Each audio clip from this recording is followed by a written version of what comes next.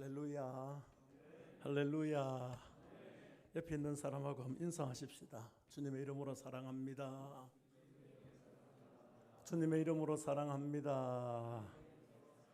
주님의 이름으로 축복합니다.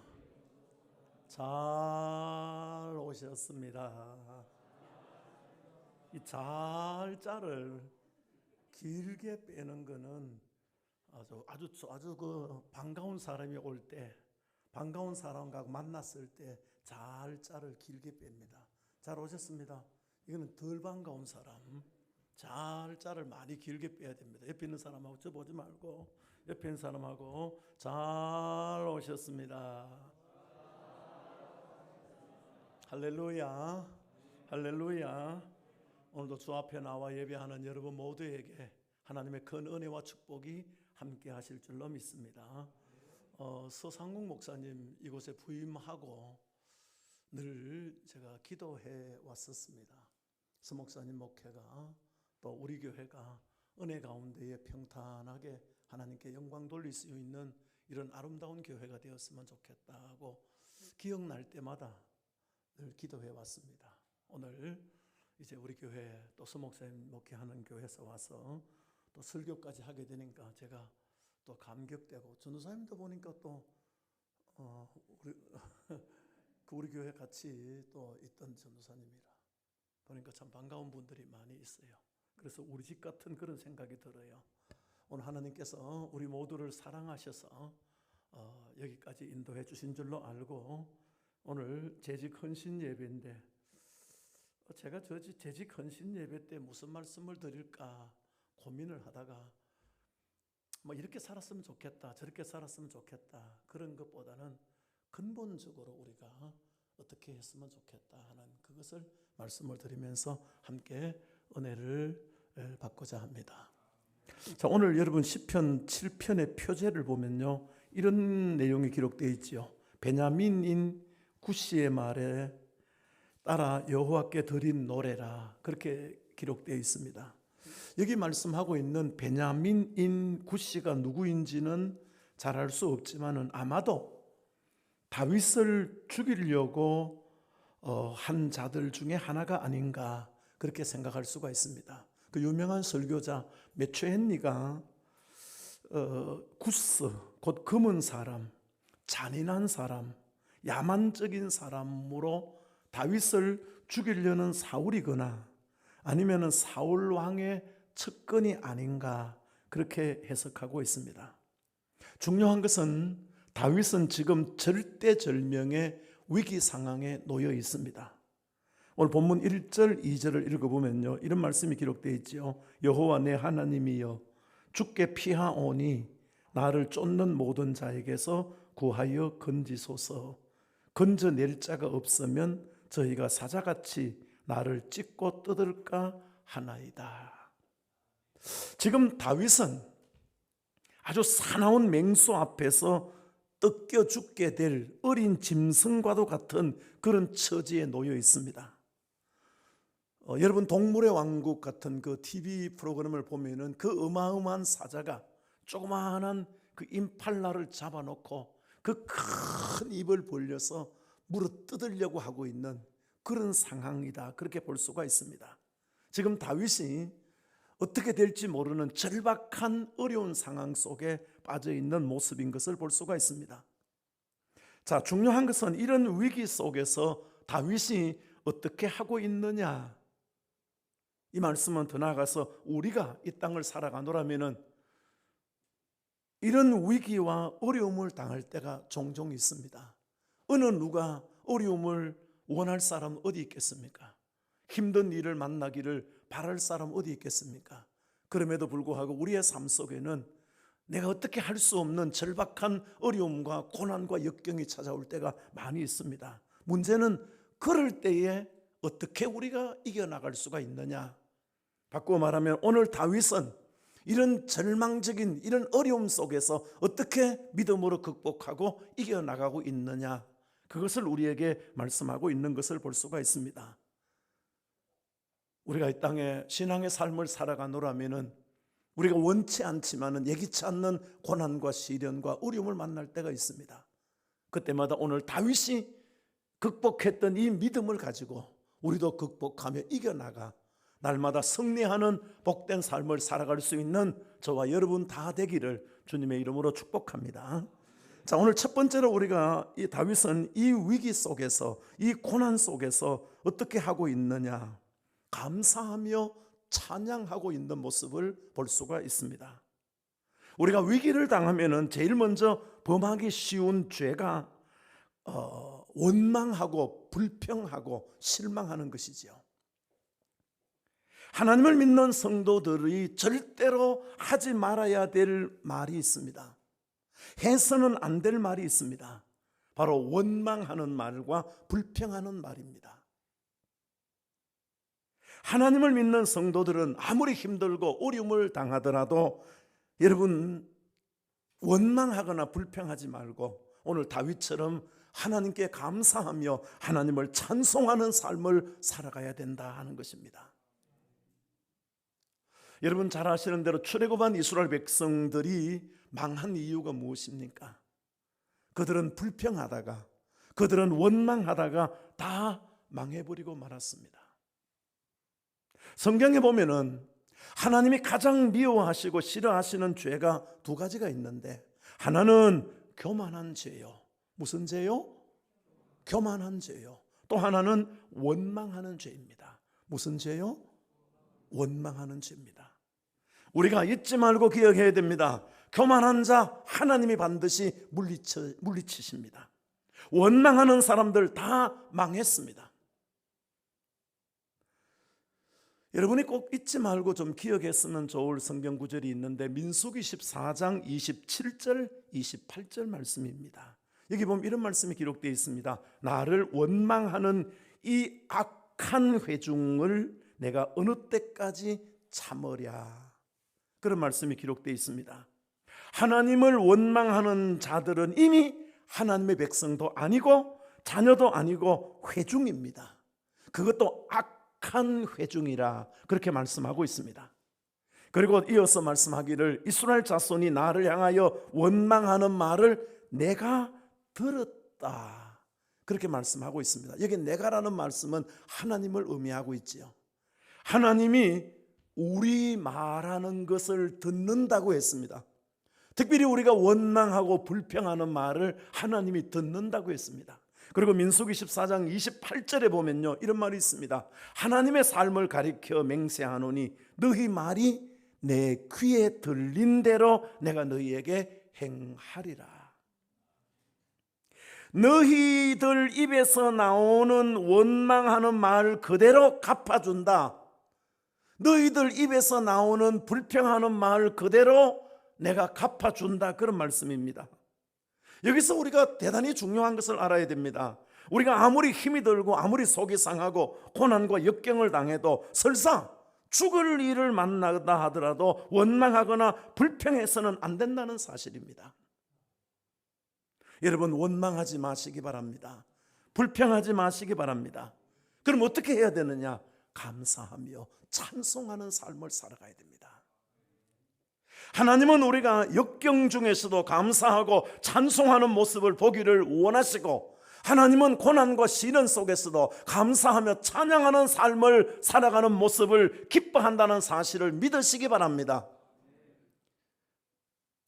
우리가 잘 아는 대로 욥은 까닭 없이 그 많은 재산을 잃어버리고 10명의 자녀까지도 한꺼번에 죽어버리고 그 건강마저 절망적인 상황에 빠지게 되지요.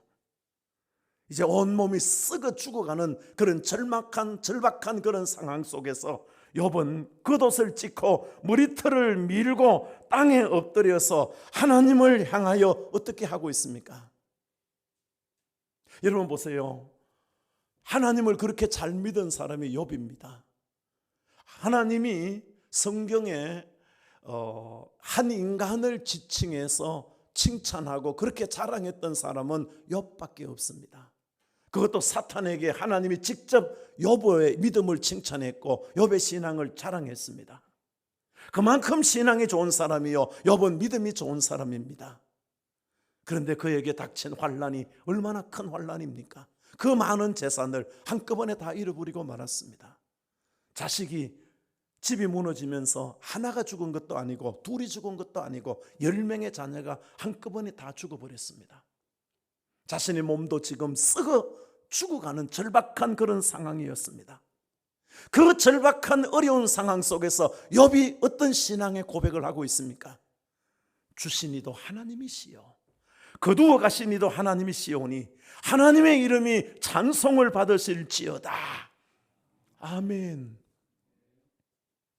욥은 그 절박한 어려움 속에서도 원망하거나 불평하지 않았습니다. 감사하며 찬송했습니다. 제가 지금부터 꼭 38년 한 6개월 전인데 포항소망교회를 개척하였었는데, 저는 교회를 개척하자마자 금방 교회가 부흥될 거라고 생각했습니다. 왜냐하면 제가 설교도 잘하지요. 좀 아멘 좀 하소. 암만 남의 일이지만 제가 설교도 잘하지요. 지금은 조금 이래 쪼그라들었습니다만 인물도 좋지. 돈 안 되는 것까지 그 아멘 해줘. 나는 교회를 개척하면요 금방 교회가 부흥될 것이라고 기대했습니다. 그런데 누가 2층 조그만한 교회 오겠습니까? 자, 금방 교회가 개척해서 설교하고 예배 드리면 금방 막 북적북적 모여들 줄 알았었는데 그렇지 않아요. 교인은 없고, 목사가 제일 답답한 게 뭐냐면 교인이 없는 게 제일 답답한 거예요. 교인은 없지요. 교인이 없으면 목사가 살아갈 길이 없잖아요. 자, 너무너무 답답했습니다. 잠이 오지 않아. 여름이었는데 잠이 오지 않아요.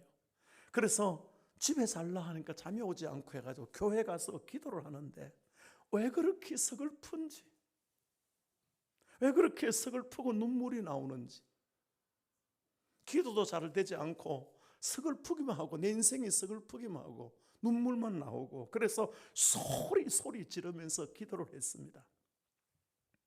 주야! 내가 지금은 좀 참고 있는데 얼마나 내 목성이 큰지 몰라요. 있는 힘을 다해서 막 주야라고 소리를 지르면서 막 서러워가지고, 젊은 놈이 30대 초반인데 젊은 놈이 개척의 꿈을 안고 교회를 시작했는데 교인은 오지도 않고 너무너무 서글프고 너무너무 답답해가지고 밤 1시인가 2시인가 되었었는데 소리 지르면서 막 기도라기보다는 그저 막 울부짖음이지요. 이 소리가 동네 사람들에게는 불이야 하는 소리로 들렸어. 아니, 나는 너무너무 서글프고 안타깝고 해서 주야라고 소리를 지르는데 동네 사람들이 자다 보니까 불이야 하는 소리로 들려가지고 동네 사람들이 막 뛰어나와가지고 어디서 불났나 야단났어요. 나중에 보니까 2층 개척교회에서 소리가 나거든. 그래가지고 막 욕을 하고 했는데 한번 들어봐요. 한번요. 주야! 불이야! 비슷해요. 비슷해.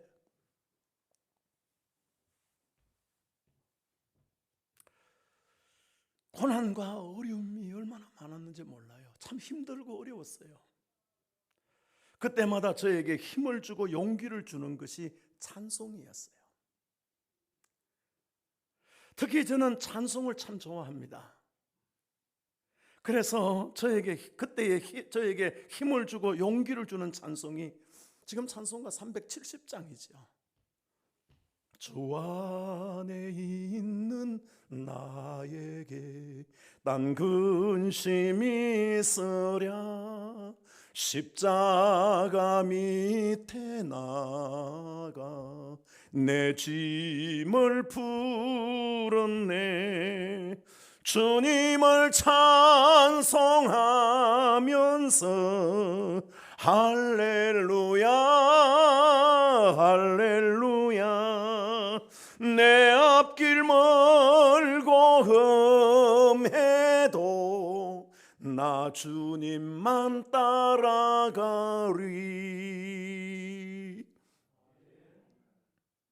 참 희한한 건요, 찬송을 하면요 막 눈물이 쏟아지고 마음의 용기가 생기고 또 새 힘이 생기고 그렇더라고. 그 찬송이 주는 힘이고 찬송이 주는 능력이더라고요. 그렇게 실망스럽고 그렇게 낙심스럽고 힘들었는데 하나님 앞에 찬송하며 울부짖으며 찬송하니까 내 마음에 용기가 생기고 힘이 생기고 위로가 되더라고요. 저는 예수 믿는 집안에서 태어난 것도 아니고 그렇다고 해서 성격이 또 인품도 좋은 것도 아닙니다. 참으로 우여곡절 끝에 제가 군에 가서 예수를 믿었습니다. 그리고 제대하고 난 후에 한 몇 년 방황하다가 신학교에 입학하게 되었었는데 신학교 입학한 지 3개월 만에 제 친구가 너 목회할래? 하더라고. 옛말에 무식한 놈이 용감하다고 그래 할게 하고 첫 목회지로 간 곳이 경북 예천군 풍양면 우망교회였습니다. 거두절미하고 제가 10번 있습니다. 열심히 설교하고 전도하고 기도하고 하니까 예상외로 시골 교회였는데 교회가 부흥이 되더라고. 교인들이 저를 너무너무 좋아하더라고. 정말 신바람이 났습니다. 1월달 첫 주일이 되었습니다. 아마 지난주쯤 되겠지요. 1월달 첫 주일이 되었습니다. 제가 공동위원회를 열고 재직을 임명하고 그야말로 은혜롭게 주일을 잘 보냈습니다. 나중에 친구들을 만나가지고 그 얘기를 했습니다. 나 지난주에 공동위에 열고 재직도 임명하고 모든 부서 임명도 하고 다 했다. 얼마나 좋았는지 모른다. 그렇게 하니까 그 친구들이 웃어요. 전도사가 그런 거 하면 안 된다 하더라고. 그래서 나중에 당회장을 초빙해가지고 제가 했던 거 다시 했습니다. 아무것도 몰라가지고 전도사가 집사 임명하고 뭐 이렇게 하면 안 되는데 공동회의 여러 가지 하고 이런 거 언제 공동회의 여는 걸 또 알아가지고. 그런데 참 지금까지 잊어버리지 않고 감동스러운 것이 있습니다. 그때 교회 역사가 상당히 오래된 교회였습니다. 지금 한 10년, 지금으로 보면 110년 됐었는데 그때 하더라도 한 7, 80년 거의 되는 그런 교회였습니다. 장로님이 3분 계셨고 교인들이 좀 이래 열심히 전도하고 그래서 기도하고 해가지고 많이 부흥되었었습니다. 그래서 제가 장로님, 선임 장로님을 좀 모시고 제가 물었습니다. 장로님, 전도사가 공동회의 열고 재직 임명하고 그런 거 하면 안 되는 줄 장로님 몰랐습니까? 하고 물었어요. 그런데 장로님 하시는 말씀이 알았지요. 그거 알았으면 왜 가만히 계셨습니까? 전도사가 그런 거 하면 안 됩니다. 그런 건 대리당회장 초청해가지고 해야 됩니다. 그렇게 말씀하지 왜 가만히 계셨습니까? 그 장로님이 감동적인 이야기를 하세요. 전도사님, 저와 언제 상의 한번 했습니까? 하기야 물어보지도 않고 내 혼자 했으니까. 느닷없이 공동회의 한다고 하시고 재직을 임명하고 뭐 다 하셨잖아요. 그 다음 말이 더 감동적입니다. 만일 그때 제가 전도사님 이런 거 전도사님이 하시면 안 됩니다 하면은 전도사님이 어떻게 목회하셨겠습니까? 전도사님 이런 거는 당회장 초청해가지고 해야 됩니다. 전도사가 이런 거 하면 안 됩니다. 그렇게 말씀을 드렸다면은 전도사님이 우리 교회에 어떻게 목회할 수 있겠습니까? 그러면서 빙그레 웃으시면서 이제라도 알았으니 되었습니다. 배우면서 성장하는 것이지요. 그 소리를 들으니까 눈물이 핑 돌더라고. 더 감동적인 것은요, 설날이 되었습니다. 설날이 보통 새해가 시작되고 한 달 조금 있다가 설날이 오잖아요. 구정설이 오잖아요.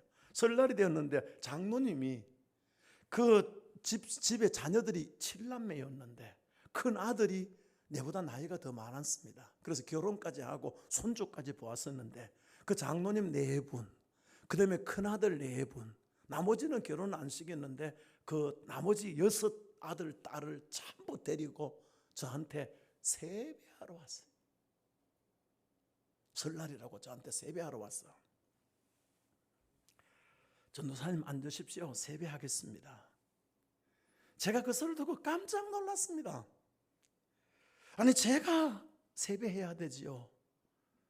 그렇게 말하니까 장로님이 정색을 하시면서 주의 종에게 우리가 세배해야 되겠지요. 주의 종에게 우리가 세배해야지요. 나 같은 걸, 아무것도 모르는 나 같은 걸 주의 종이라고 세배하러 왔어. 한번 따라 하십시다. 나 같은 걸 주의 종이라고 세배하러 왔다. 야, 제가 평생을 두고 그 모습 잊지 않고 있습니다. 나 같은 거를 주의 종이라고, 아무것도 모르는 나 같은 거를, 전도사가 해야 될 일이 뭔지도 모르고 있는 나 같은 거를 주의 종이라고 온 가족들 데리고 세배하러 왔어. 하나님이 그 가정을 얼마나 축복해 주시는지, 제가 그 후에 한 20년 그 교회를 떠난 지 한 20년 너무 지나서 나보고 부흥회를 해달라고 해서 제가 그 교회 부흥회를 하러 갔어요. 부흥회를 하는데 참 은혜롭게 부흥회를 하면서 내가 그때 얘기도 하면서 참 재밌게 부흥회를 했었는데, 그때 장로님 가정이 어떻게 됐는가 저는 상당히 궁금했습니다. 그렇게 주의 종을 섬기고 교회를 사랑하고 하나님을 사랑했던 그 장로님의 가정의 자녀들이 그 가정이 어떻게 되었을까 상당히 궁금했습니다. 나중에 알아보니까 하나님 살아계시더라고. 큰아들은 그 교회의 장로님이 되셔서 교회를 너무너무 아름답게 섬기고 계셨고, 그 다음에 둘째부터 시작해서 6남매를 하나님이 축복해 주시는데, 하나같이 대학을 나와가지고 하나같이 성공해서 하나같이 잘 되는 모습을 제가 그 귀로 들으면서 하나님 앞에 얼마나 감사하고 얼마나 하나님 앞에 영광을 돌렸는지 모릅니다. 그렇습니다. 사랑하는 성도 여러분, 하나님 살아계심을 믿고 감사하며 찬송하는 인생을 하나님이 기뻐하시고 하나님이 축복해 주심을 믿으시기 바랍니다. 사도행전 16장을 읽어보면 바울과 실라가 빌립보에서 귀신 들려 점을 쳐서 주인을 의롭게 하는 여종에게 붙었던 귀신을 예수의 이름으로 쫓아내게 되지요. 그러자 이 여종의 주인이 돈을 벌 수 없게 되자 바울과 실라를 관원들에게 끌고 가서 이 성을 소란케 하는 이상한 풍속을 전하는 자라고 고발하게 되지요. 그런데 관원들은 그 연유를 알아보지도 아니하고 무조건 바울과 실라의 옷을 찢고 그리고 채찍으로 얼마나 때렸던지 옷을 벗기고 바울과 실라를 때리고 감옥에 가두었다고 했습니다. 사도행전 16장 25절에 보면은 한밤중에 바울과 실라가 기도하고 하나님을 찬송하였더니 갑자기 큰 지진이 나고 옥토가 움직이고 옥문이 다 열리면서 모든 그 바울과 실라를 묶었던 쇠사슬이 풀려지게 되고 바울과 실라를 때렸던 간수장이 회개하고 예수를 믿고 여러분 교회를 세우게 되는 위대한 역사를 이루게 되는 말씀이 기록되어 있습니다. 저는 여기서 바울과 실라의 감사 찬송하는 신앙을 여러분에게 말씀드리고 싶습니다. 억울하게 지금 매를 맞고 감옥에 갇혀 있습니다. 온몸이 쇠사슬로 묶여 있습니다. 여러분 어찌 감사할 수 있는 환경입니까? 어찌 찬송할 수 있는 환경입니까? 원망할 수밖에 없는, 불평할 수밖에 없는 그런 환경이 아닙니까? 하나님, 우리가 무엇을 잘못했다고, 하나님 우리가 이렇게 고난당하고 어려움당할 때 왜 하나님은 가만히 계셨습니까? 얼마든지 원망할 수밖에 없는 불평할 수밖에 없는 그런 환경이었습니다. 그럼에도 불구하고 바울과 실라는 밤중쯤 일어나서 하나님을 찬송하며 감사하며 기도했다고 했습니다. 우리 인생을 사노라면은 힘들고 어려운 일들 만날 때 많습니다. 답답하고 괴로운 일을 만날 때가 많습니다. 그때마다 이 말씀이 기억나서 감사하며 찬송하며 살아갈 수 있는 저와 여러분 되기를 주님의 이름으로 축복합니다. 하나님의 은혜로 말미암아 출애굽한 이스라엘 백성들은 어떻게 했습니까? 참으로 놀라운 것은 출애굽기서를 여러분 읽어보십시오. 출애굽기서를 읽어보면요, 그들은 수많은 기적과 표적과 능력과 은혜 안에 살아가면서도 단 한 번도 감사하고 하나님을 찬송했다는 단어가 없습니다. 홍해가 있다고 원망했고, 물이 없다고 원망했고, 만나만 먹으니까 실증이 난다고 원망했고, 고기를 못 먹으니 힘이 없다고 원망했고, 온통 원망, 불평, 불만 속에 그들은 살아갔습니다. 시편 137편은 이스라엘 백성들이 바벨론의 포로로 잡혀갔을 때에 불렀던 그런 노래입니다. 시편 137편 4절에서 6절 말씀을 보면은 이런 말씀이 기록되어 있습니다. 우리가 이방 땅에서 어찌 노래를 부를까? 내 혀가 입천장에 붙었다. 그렇게 말씀하고 있습니다. 나라는 망하고 우리는 포로로 끌려와서 노예로 살아가는 이 어려울 때에 어찌 찬송할 수가 있느냐? 어찌 감사할 수가 있느냐? 그 말이지요. 이사야서 43장 21절에 보면요, 이 백성은 내가 나를 위하여 지었나니 나의 찬송을 부르려 함이라, 그렇게 말씀했습니다. 사랑하는 성도 여러분, 우리를 창조하신 목적 가운데 중요한 것 중에 하나는 하나님을 찬송하게 하려고, 하나님을 찬송하게 하려고 우리를 지으셨다고 말씀하고 있습니다. 저와 여러분의 입술이 열려질 때마다 하나님의 성호가 찬송되어지기를 주님의 이름으로 축복합니다.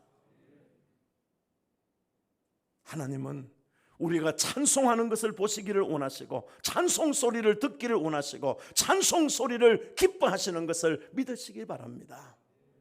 흔히들 찬송은 곡조 있는 기도요, 곡조 있는 하나님의 말씀이요, 곡조 있는 신앙 고백이라고 합니다.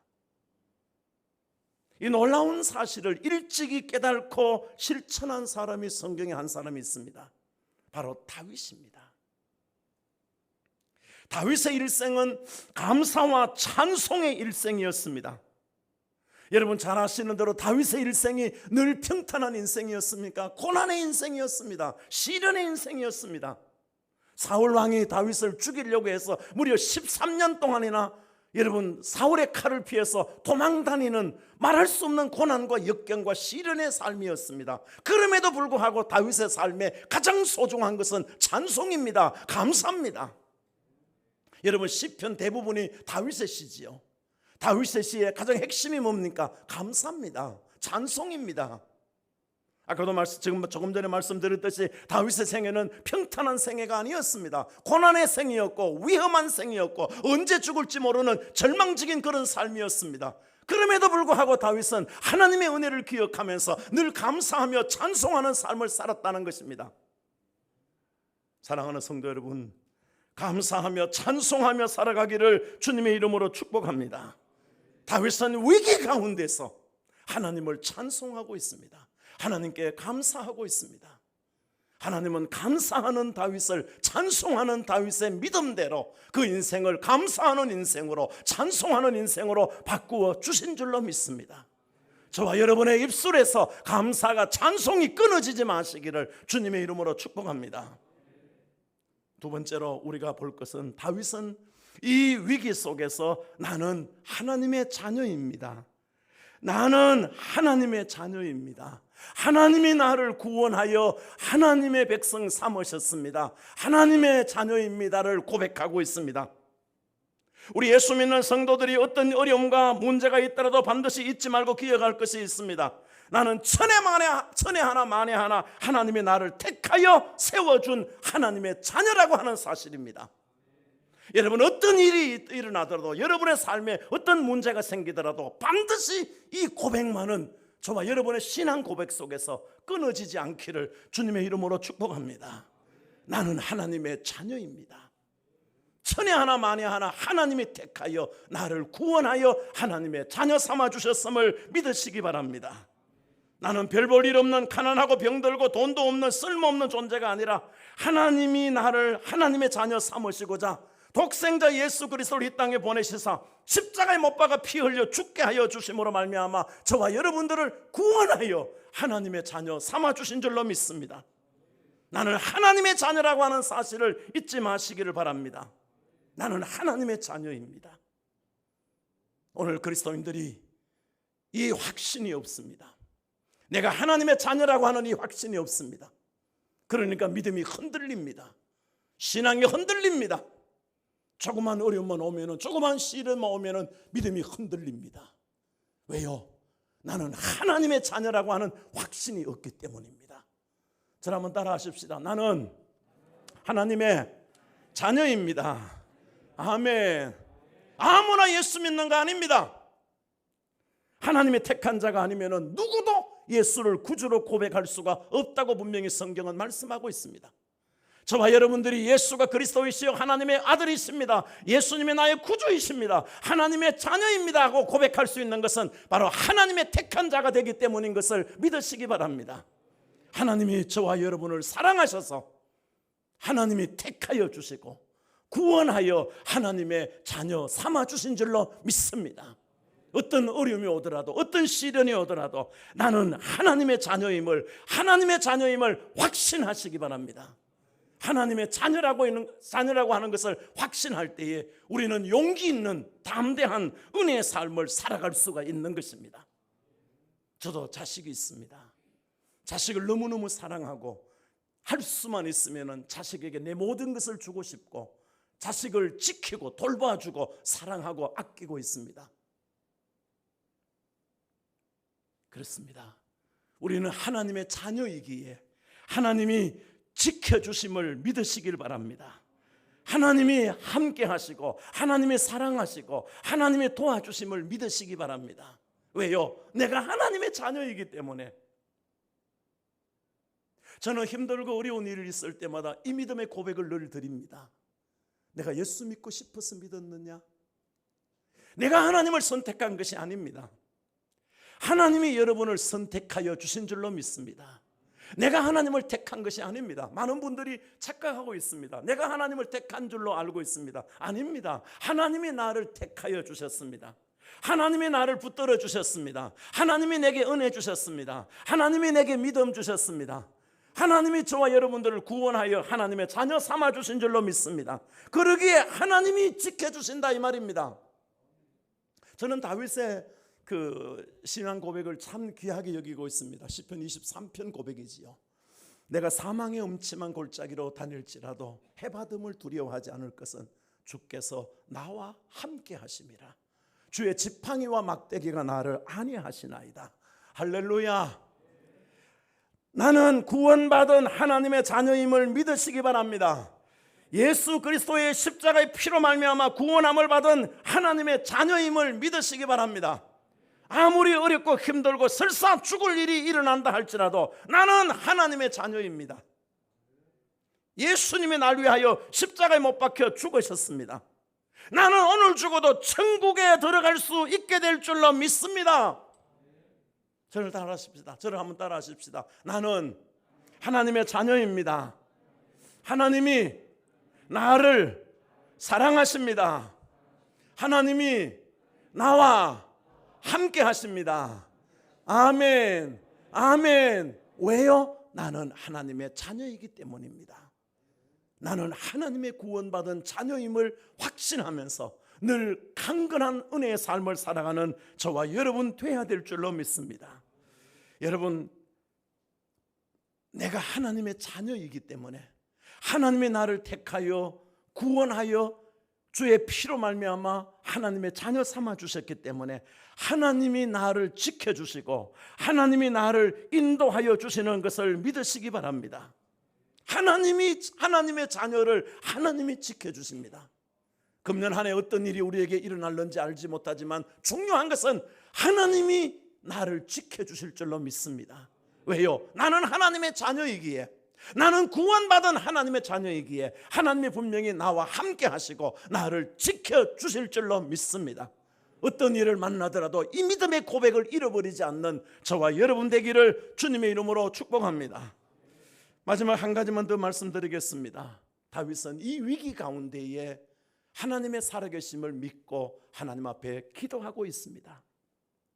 여러분, 다윗의 삶의 여정에 자주 등장하는 중요한 단어가 있습니다. 바로 여호와께 묻자오되라는 단어입니다. 다윗의 기록 가운데 이런 단어들이 자주 나옵니다. 여호와께 묻자오되. 다윗은 하나님께 기도하는 사람입니다. 괴로울 때나 기쁠 때나 사울 왕의 칼을 피하여 도망 다닐 때도, 왕궁에서 부귀영화를 누릴 때도 언제나 쉬지 않고 기도했던 기도의 사람이었습니다. 다윗의 신앙의 가장 핵심은 철저하게 하나님이 나를 도와주지 아니하면은 나는 아무것도 할 수가 없나이다. 하나님 나를 도와주십시오. 철저하게 하나님만을 의지하며 기도하는 기도의 사람이었다고 하는 사실입니다. 여러분, 이스라엘 역사상 다윗 왕조가 가장 부강했고 가장 힘 있는 시대였습니다. 다윗은 이스라엘 역대 어느 왕보다도 가장 강력한 힘을 가지고 있는 그런 왕이었습니다. 그럼에도 불구하고 놀라운 것은 다윗은 어느 역대 왕들보다 더 중요한 기도의 사람이었다고 하는 사실입니다. 성경을 보면은 다윗은 새벽을 깨우는 기도의 사람이었다, 그렇게 말씀하고 있습니다. 여러분 한번 생각해 보십시오. 왕이 뭐가 부족해가지고, 왕 말 한마디만 하면 다 이루어질 수 있는데 왕이 뭐가 부족했다고 다윗은 늘 하나님 앞에 물었겠습니까? 왜 하나님 앞에 늘 기도했겠습니까? 다윗의 신앙은 하나님이 도와주지 아니하면은, 하나님이 은혜 주시지 아니하면은 내 인간의 모든 수고가 다 헛되다는 것을 그는 믿었습니다. 그러기에 그는 늘 하나님 앞에 기도하기를 쉬지 않는 왕이었다고 하는 사실입니다. 더 중요한 것은 하나님은 다윗의 기도 소리를 들으셨고 다윗에게 놀라운 은혜와 축복을 주셨다고 하는 사실입니다. 여러분, 성경을 보면은 하나님은 시대마다 필요한 종들을 불러서 하나님의 거룩한 역사를 이루어 가시는데 가장 중요한 것 중에 하나가 있습니다. 하나님이 사용하시는 가장 중요한 기준은 기도하는 사람이다 하는 것입니다. 성경을 보십시오. 하나님이 사용하시는 하나님의 기준이 뭐냐? 기도하는 사람입니다. 하나님은 기도하는 사람을 들어서 하나님의 거룩한 역사를 이루어가는데 아름답게 사용시켜 주신 것을 볼 수가 있습니다. 사랑하는 재직 여러분, 그리고 우리 교회 성도 여러분, 우리는 이 한 시대에 이 한 시대를 우리는 살아가는 사람들입니다. 이 시대 속에서 부끄럽지 않는 하나님의 사람들로 살아가기를 원하신다면 여러분, 기도하며 살아가는 저와 여러분 되시기를 주님의 이름으로 축복합니다. 성경을 보십시오. 기독교 역사를 보십시오. 기도하는 사람들을 하나님이 지켜주셨고 하나님이 은혜 주셨고 하나님이 축복해 주셨음을 잊지 마십시오. 모든 것이 내 힘으로 되는 것 같습니까? 그렇지 않습니다. 하나님이 은혜 주시지 아니하면은, 하나님이 도와주지 아니하면은 인간의 모든 수고는 다 헛된 것밖에 없습니다. 제가 지금부터 한 20년 전으로 생각납니다. 확실하게 좀 기억나지 못합니다만 한 20년 전으로 생각하는데, 우리 교회가 지금 그 시민 장례예식장, 여러분 아시죠? 그 시민 장례예식장, 그 자리가 우리 교회 자리였습니다. 원래 그 교회 그 자리에 우리가 교회를 지으려고 그곳에 땅을 샀습니다. 그 2,500평인데 그곳에 그 땅을 사가지고 건축을 하려고 설계까지 마쳤습니다. 1억 한 5천회가 들어가지고 설계까지 마치고 이제 착공을 앞두고 있었는데 그만 지금의 제일교회 건물을 그만 매입하는 계기가 됐습니다. 제가 했는 일 중에서 참 후회스럽지 않는, 별로 크게 후회하지 않습니다만은 제가 그때에 그 땅 판 게 참 후회스러워요. 그때는 정말로 절박한 상황이어서 팔 수밖에 없는 그런 상황이었습니다만은 어쨌든 그때 땅을 판 것이 참 정말 후회스러워요. 지금 교회를 구입해 오는 것도 잘했습니다만은 그때 땅을 팔지 않고 거기다 교회를 지었으면 아마 이건 사람은 착각 속에 살잖아요. 아마 큰 교회가 되었으리라 저렇게 기대하고 있어요. 자, 어쨌든 그때에 7억이라 하는 돈을 받고 팔았습니다. 근데 그 울산에 있는 한미건설이라고 하는 그 집사님이 운영하시는 그 회사였었는데, 건설 회사였었는데, 이분이 7억에 이제 계약을 하고 7천만 원을 이제 그 예약금 보증금으로 주고, 그분들이 뭐 회사가 좀 안 좋았는지 잔금을 치를 능력이 없었던지 결국은 자기들이 돈을 못 주니까 매매 가처분 신청을 하고 결국 아주 복잡한 상황으로 흘러가다가 민사 재판으로 가게 되었습니다. 자, 기가 막힙니다. 땅을 팔아야 중도금을 주는데 땅을 못 팔도록 가처분 신청을 하고 민사 재판까지 걸고 갔으니까, 도대체 민사로 넘어갔으니까 몇 년이 되어야 이 문제가 해결될는지 도무지 해결될 기미가 없었습니다. 자, 우리 교회가 어쩔 수 없이 하나님 앞에, 자, 우리가 할 수 있는 것은 이제 아무것도 없다. 민사재판으로 넘어갔으니까 몇 년이 갈는지 알지 못하니까 우리는 하나님 앞에 기도할 것밖에 없다. 40일 동안 기도를 작정하고 특별 새벽 기도를 시작했습니다. 많은 분들이 그렇게 생각했어요. 기도한다고 그게 해결되겠느냐? 하지만 저는 무직하게 40일 동안 한 새벽 기도하자 해가지고 30일쯤 지났습니다. 땅을 산 그 남자 집사님의 부인이 권사님이신데, 이분이 미국에 계셨습니다. 이분이 아주 기도 많이 하시는 분이었습니다. 남편도 원래 미국에 계시다가 사업차 한국으로 와서 건설업을 하고 계시는데, 이분이 기도를 많이 하시는 분인데 권사님이 기도를 하는데 자꾸 불안해지더라는 것입니다. 한국에 사업하는 집사님을 위해서 기도하면 불안해지고 기도가 잘 안 되어지고 너무너무 답답하고 너무너무 힘이 들더랍니다. 그래서 집사님에게 전화를 했습니다. 당신 사업에 문제가 있습니까? 건강에 문제가 있습니까? 아니, 아무런 문제가 없는데, 괜찮는데, 솔직히 말해라. 아니, 아무것도 없어. 다른 아무 문제도 없고 땅 문제로 인해서 포항소망교회하고 재판을 하게 되었다. 무슨 말이고? 이제 그 집사님이 상황 얘기를 쭉 설명하니까 그 다음에 바로 그 권사님이 한국에 왔습니다. 그래서 자초지종을 들으시고 부인 권사님이 당신 남편을 향해서 당신 죽으려고 환장을 했느냐? 어찌 목사님과 어찌 교회와 재판을 하려고 하느냐? 내가 가만히 보니까 당신이 잘못했는 거 맞네. 당신이 중도금도 못 주고 말대금도 못 줘가지고 돈이 없어서 못 줘가지고, 그렇다면 처음에 계약금 걸었는 거 그거 떼기 싫어가지고 당신 가처분 신청했는 거 아니가? 당신 잘못해놓고 어떻게 교회와 당신이 재판을 하느냐? 목사님과 어떻게 재판을 하느냐? 그래가지고 빨리 다 정리해가지고 빨리 포항으로 가자. 저한테 전화가 왔어요. 목사님, 저는 미국에 있는 누구누구 집사님 아내인데 지금 저희들이 잘못했는 것 같습니다. 내일 제가 포항에 가겠습니다. 한 번만 저를 만나 주십시오. 사정을 하면서 만날 장소를 정하고, 그래서 그렇게 하겠다 하면서 12시에 만나려고 하고 갔습니다. 그때 지금은 그 시그너스 호텔 그 커피숍이었었는데, 제가 12시 한 10분쯤 돼서 그쪽으로 가니까 이 두 분이 앉아 계시다가 내가 가니까 걸어가니까 그분들이 그 땅바닥에 무릎을 꿇고 잘못했다 하면서 막 얼굴을 땅에 조아리더라고요. 아, 이게 무슨 짓입니까? 그래서 이렇게 세워가지고 말하니까, 목사님, 저희들 잘못했습니다. 저희들 죽을 죄를 지었습니다. 용서해 주십시오.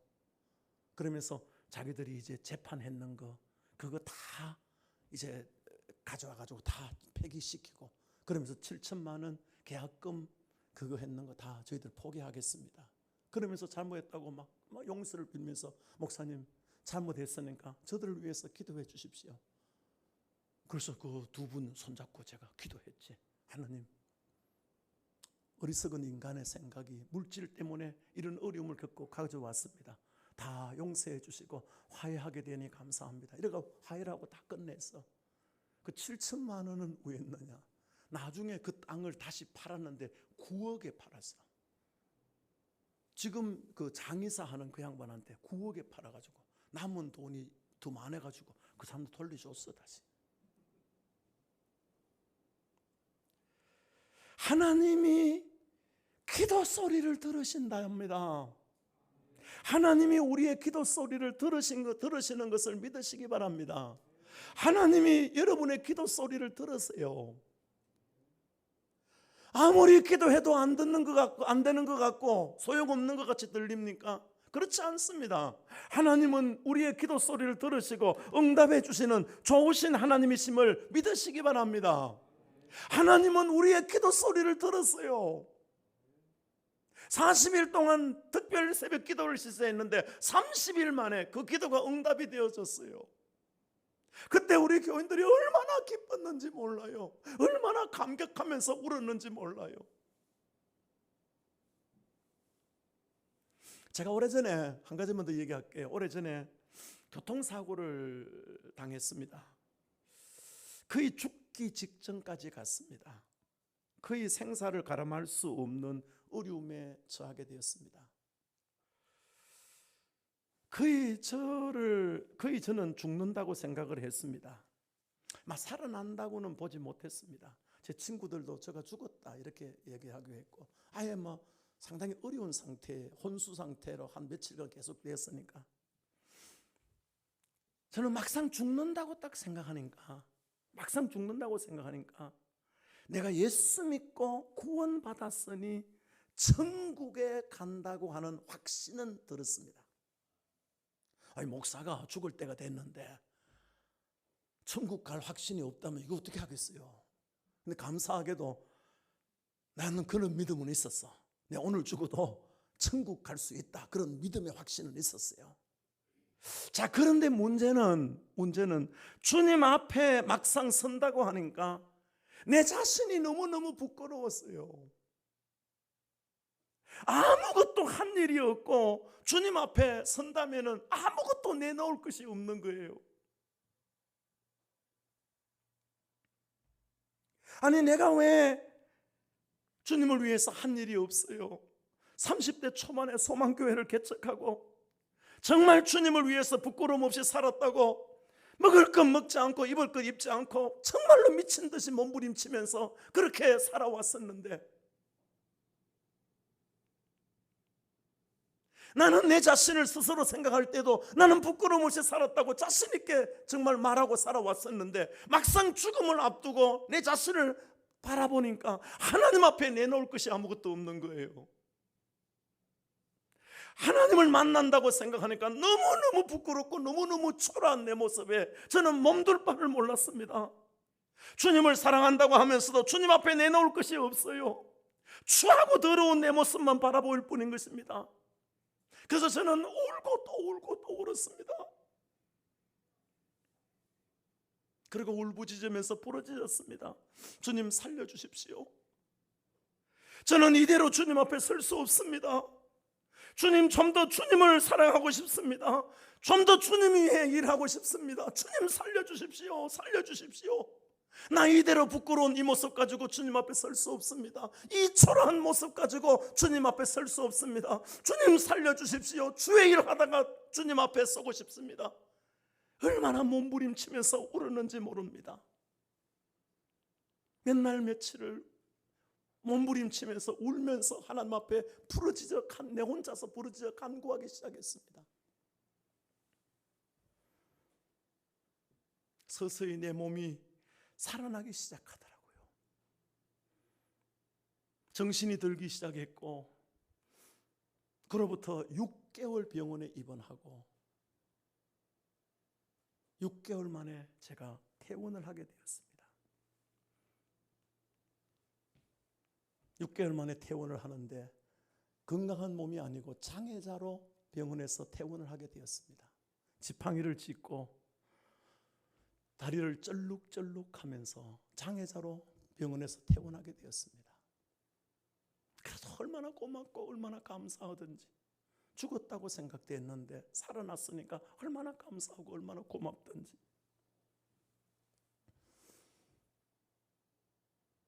그런데 문제는 보험회사로부터 제가 보상을 받게 되었는데 한 2천만 원 좀 넘게 보상을 받게 되었습니다. 한 2천만 원 넘게 보상을 탁 받고 나니까 내 마음속에 이런 생각이 들어요. 포항이 의술이 약하잖아. 하나님, 장애자로 제가 목회하는 것보다는 건강한 몸으로 목회하는 것이 훨씬 더 낫지 않습니까?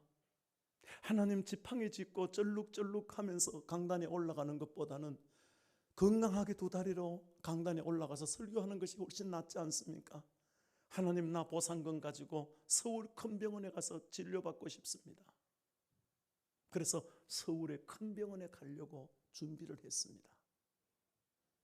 그런데 막상 서울의 큰 병원에 가려고 하니까 내 마음속에 이런 하나님의 음성이 들려요. 야, 너 죽었던 거 내가 살려줬잖아. 너 죽었던 거 너 살려줬잖아. 너 그 돈 하나님 앞에 감사 헌금해. 야, 미치겠더라고요. 미치겠더라고. 돈이 없을 때는 그저 감사만 넘쳤었는데 막상 돈이 내 수중에 한 2,500만 원이 들어오니까, 야, 병원에, 하나님, 병원에 가가지고, 서울에 좋은 병원에 가가지고 건강한 다리 가지고 목회하는 게 더 안 좋아요. 하나님, 나 아직도 평생을 아직도 목회자로 살아가야 되는데, 하나님, 기왕이면은 건강한 몸 가지고 목회하고 싶습니다. 하나님, 사람들이 봐도 그렇잖아요. 강대상에 올라갈 때에 지팡이 짚고 쩔룩쩔룩 하면서 올라가가지고 설교하는 것보다는 건강한 다리 가지고 올라가서 설교하면은 하나님 보시기에도, 교인들 보기도 좋잖아요. 하나님, 나 이거 가지고 서울에 가서 치료하렵니다. 서울 가서 치료하렵니다. 그때마다 제 마음속에 들려오는 하나님의 음성은, 야, 너 죽었던 건 내가 살려줬잖아. 너 그거 하나님께 드려. 너 그거 하나님께 드려. 제가 일주일 동안 몸부림치다가 어떻게 할게요? 여러분 볼 때 내가 어떻게 할게요? 건강하게 다리가 있잖아. 지금 건강하잖아. 서울 가서 병원 가서 치료받을게요. 치료받아서 건강할게요. 하나님 앞에 드렸어요. 잘했죠? 참 어렵더라고. 정말로 어렵더라고. 그래도 하나님께 바쳤어.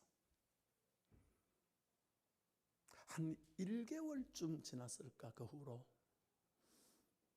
제가 교회 가서 한 12시쯤 돼가, 밤 12시쯤 돼가지고 어느 날인가 교회 가서 기도를 하고 있었는데, 기도를 한참 하고 있었는데, 기도하다가 막 좀 이래 졸았는 것 같아. 기도하다가 졸았는 것 같아. 내가 한참 열심히 기도하다가 그다음에 몰랐는데 다리가 너무 아파가지고 아 하면서 확 꼬꾸러지면서 의자에 앉아가 기도하는데 확 꼬꾸러지면서 넘어졌어요. 깜짝 놀라가 부끄럽기도 하고, 저는 졸다가 넘어지면 참 부끄럽잖아요. 제가 너무 부끄럽기도 하고 너무 아프기도 하고, 그래가지고 겨우겨우 일어서가지고 이제 겨우겨우 일어서가지고 다시 이제 제자리에 이제 앉는데, 아니 내 몸이 이상한 것 같아. 내 혼자서 쉽게 일어나고 앉고 하지 뭐 하는데 쉽게 일어났어. 또 쉽게 앉았어. 그래서 이상하다 싶어 뿔떡 일어나가지고 한번 걸어보니까 세상에 걸어지는 거예요. 밤새도록 제가요. 밤새도록 얼마나 고맙던지 그 교회를 찬송하면서 감사하면서 걸었는데 그 후로 다리는 깨끗하게 나았어. 나무 일이지만 아멘 좀 하소. 시간이 지나고 난 후에 그런 생각이 들어요. 그때 만약에 내가 다리 고치려고 서울 갔더라면 다리도 못 고치고 돈도 날리고 내 인생이 어떻게 되었을까? 그런데 하나님께 맡기고 기도했더니 하나님이 내 기도 소리를 들으시고 은혜 베풀어 주십디다. 사랑하는 성도 여러분, 재직 여러분, 기도하십시다. 저는 미안합니다. 저는 이제 지난주에 제가 은퇴했어요. 이제 원로 목사로 이제 38년 6개월 소망교회를 섬기고 이제 은퇴했어요. 제가 기억하기는 저는 새벽 기도회 어디 출타해가지고 특별한 경우 외에는 한 번도 새벽 기도 빠져본 적이 없는 것 같아요. 저는 우리 교인들에게 늘 그런 말을 합니다. 여러분이 나를 설교 잘하는 목사로 기억하기를 원치 않는다. 여러분이 나를 정치 잘하는 목사로 기억하기를 원치 않는다. 여러분이 김원주 목사라고 하는 사람의 이름을 부를 때마다 김원주 목사님은 기도하는 목사님이시지. 기도하는 목사로 여러분에게 남고 싶다. 그렇습니다. 하나님 앞에 기도했더니 하나님이 38년 6개월을 은혜 가운데에 행복하게 목회를 마치도록 은혜 베풀어 주셨습니다. 저는 그렇게 생각해요. 한국교회 목사 중에서 한 교회 38년 동안 섬기는 목사도 별로 없고 38년 동안 그렇게 행복하게 목회할 수 있도록 은혜 주신 그런 교회도 별로 없고 오늘날 교회마다 분쟁이 있고 다툼이 있고 문제가 있는데 38년 동안 아무런 어려움 없이 은혜 가운데 마치도록 해주신 것, 저는 하나님 앞에 기도했던 그 기도였다. 저는 그렇게 고백하고 싶습니다. 여러분의 인생이 성공된 인생을 살기를 원하십니까? 여러분의 삶이 정말 부끄럽지 않는 축복의 삶을 살기를 원하십니까? 기도하면서 하십시오. 시간이 좀 많이 갔습니다만 저는 아이가 둘이 있는데 전부 아이들 둘이가 다 외국 가 살아요. 큰 놈은 미국 가서 고등학교 때부터 미국에서 공부를 했고 이제 대학교 박사학위를 받아가지고 지금은 미국 시민권을 얻어가지고 파이자 거기에서 이제 근무하고 있는데 참 하나님 앞에 얼마나 감사한지요. 그 놈을 미국에 보내고 난 후에 얼마나 우리도 개척교회 할 텐데 그 놈이 얼마나 힘들게 어렵게 살았는지 몰라요. 왜냐하면 집에서 목사가 아버지가 돈을 안 보내주니까 쥐가 먹고 살아야 되니까 학교 다녀야 되니까 가스스테이션에 가서 밤새워 가면서 일하고 식당에 가서 서빙하기도 하고 세탁소 가서 여러분 그 빨래 다리기도 하고 온갖 고생 다 하면서 살아왔어요. 그러면서도요 제가 거의 아침마다 전화를 걸면 전화가 무료니까 전화를 걸 때마다 제가 한 번도 네 밥 먹었나 물어본 적 없습니다. 너 기도했나? 너 성경 읽었나? 너 하나님 앞에 예배 드렸나? 그거 물어봤지 한 번도 너 밥 먹었나 물어본 적이 없습니다. 감사하게도 미국 유학 가서 딸이 혼자서 유학 가서 박사학위를 받기까지 아무런 어려움 없이 은혜 가운데 지내는 학생이 별로 많지 않아요. 저는 아이가 공부를 잘해서 그렇다, 아이가 착해서 그렇다 그렇게 조금도 생각하지 않습니다. 하나님 앞에 눈물로 기도했더니 하나님 내가 어떻게 합니까? 내가 할 수 없습니다. 하나님이 하셔야 됩니다. 하나님이 은혜 주셔야 됩니다. 하나님이 축복해 주셔야 됩니다. 하나님이 도와주셔야 됩니다. 하나님 앞에 눈물로 기도했더니 하나님이 그 기도 소리를 들으시사 오늘이 있게 만들어 주었다고 늘 고백하고 싶습니다. 사랑하는 재직 여러분, 하나님의 교회를 섬김에 있어서 기도하면서 하나님의 교회를 섬기시기를 바랍니다. 기도하는 여러분 되시기를 바랍니다. 여러분 자식을 위해서 기도하십시오. 여러분 자신을 위해서 기도하십시오. 눈물의 기도는 반드시 하나님이 응답해 주시는 줄로 믿습니다. 말씀을 마무리 짓겠습니다. 사랑하는 성도 여러분, 그리고 재직 여러분, 감사하고 찬송하며 살아가시기를 주님의 이름으로 축복합니다. 절대로 원망하거나 불평하지 마시고 감사하며 찬송하며 사시기를 주님의 이름으로 축복합니다. 지금은 힘들고 어려울지 모르지만은 감사하는 자들에게, 찬송하는 자들에게 내 믿음대로 될지어다 은혜의 축복을 주실 줄로 믿습니다. 잊지 마십시오. 나는 하나님의 자녀입니다. 하나님께서 독생자 예수 그리스도를 십자가에 못 박아 피 흘려 죽게 하심으로 나를 구원하여 하나님의 자녀 삼아 주셨습니다. 내가 믿고 싶어서 예수 믿은 거 아닙니다. 내가 하나님을 선택한 것이 아닙니다. 하나님이 나를 택하여 예수 믿게 하셨고 구원하여 하나님의 자녀 삼아 주셨음을 잊지 마십시오. 하나님이 나를 택하여 예수 믿게 하시고 구원받아 하나님의 자녀 삼아 주셨으니 내 갈 길 다 가도록 내 앞길 인도해 주실 것도 믿으시기 바랍니다. 누가 뭐라 하더라도 나는 하나님의 자녀입니다. 날 갈 길 다 가도록 예수 인도해 주심을 믿으시기 바랍니다. 앞으로 어떤 일이 우리에게 닥쳐올는지 아무도 모릅니다. 그러나 기도하는 종들을 하나님이 지켜주실 줄로 믿습니다. 기도하는 사람들을 하나님이 붙들어 주실 줄로 믿습니다. 기도하는 자들에게 하나님이 은혜 주실 줄로 믿습니다. 여러분, 기도의 능력을, 기도의 위대함을 잘 아는 자가 누구냐? 예수 믿는 성도들이 아니고 마귀가 기도의 능력을 잘 알아요. 그러기에 마귀는 성도들로 하여금 기도하지 못하도록 방해하고 시험하고 유혹하고 있다는 사실을 잊지 마십시오. 마귀는 기도의 능력을 알고 있습니다. 기도의 권세를 알고 있습니다. 그래서 우리로 하여금 기도하지 못하도록 방해하고 시험하고 유혹한다는 사실을 잊어버리지 마시고 마귀의 시험에 마귀의 유혹에 넘어가지 마시고 기도의 무릎이 꿇어지는 저와 여러분이 될 때에 우리는 승리하는 은혜의 삶이 이루어지게 될 줄로 믿습니다. 사랑하는 재직 여러분, 이 한 해 한번 기도하면서 출발해 보십시오. 하나님이 여러분의 인생을 어떻게 변화시키고 어떻게 새롭게 만들어 주시고 어떻게 축복해 주실지 여러분 기도하면서 믿음으로 이겨나가시기 바랍니다.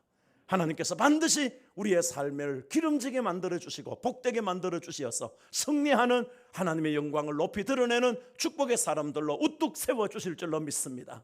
이 은혜와 이 축복이 재직 여러분들과 오늘 함께 예배드린 여러분 모두에게 그리고 우리 교회 모든 성도들의 앞길과 장래 위에 함께 있기를 주님의 이름으로 축복합니다. 주님의 이름으로 축복합니다. 하나님 감사합니다. 하나님 감사합니다.